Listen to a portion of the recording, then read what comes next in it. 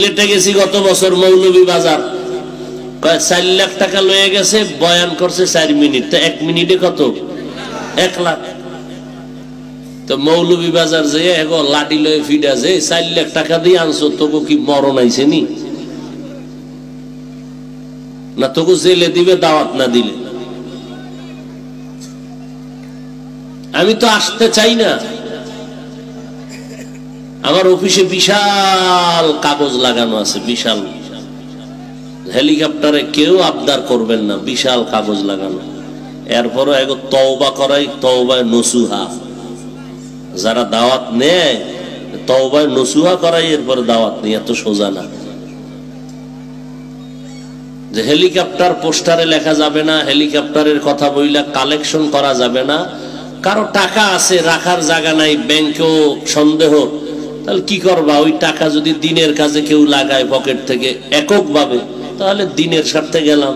ওই খয়রাত করিয়া হেলিকপ্টারে নেবা, টের পাইলে তোমার ওয়াজ আগের দিন শুনলে যাব না, বাদ। খালি আমগুই দেখে হেলিকপ্টারে ভাড়া দেয় 3-4 লাখ টাকা। আমি তো কোথাও বলি না আমারে এত দাও। বরং হেলিকপ্টারে যত মাহফিল করছি, অন্য মাহফিল আমি গাড়িতে গিয়া করলে যা পাই তার 3 ভাগের 1 ভাগও দেয় না হেলিকপ্টারের মাহফিল গুলোতে, 1 ভাগও দেয় না। অনেকে দেয় না, কয় হুজুর বিকাশে ভাড়াবো। তোর বিকাশ থাকলে তুই ভাড়াই যা, আমার কোনো বিকাশ নেই। আমি তো গেছি গা, আমার কোনো বিকাশ টিকাশ নেই, বুঝিও না, নাইও না, খুশি আর খবর নাই। 4 বছরে খবরই নেই।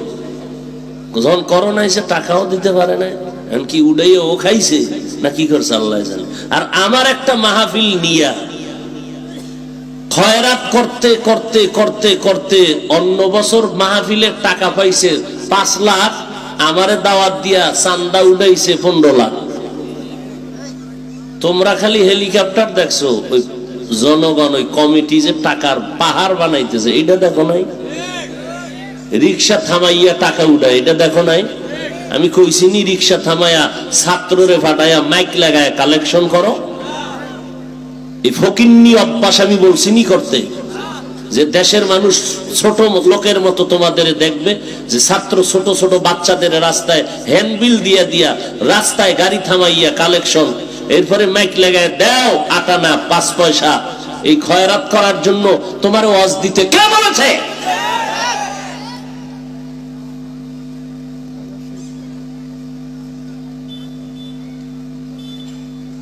বদনাম করো আলেম ওলামাদের।